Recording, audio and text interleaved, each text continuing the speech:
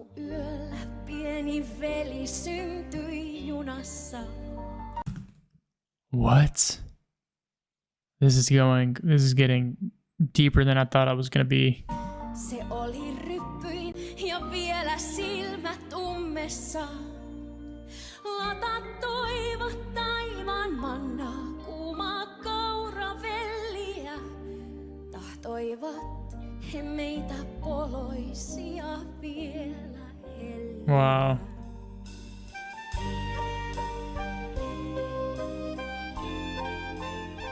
These pictures are adding a lot, really.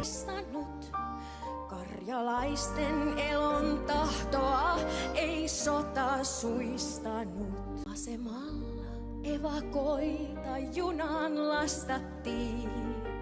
Virkamiesten kysymyksiin tarkkaan vastattiin. Eräs äiti sanoi, tässä on mun kokoisuus. 5 pientä lasta sekä vielä kahvipallo. Jeez.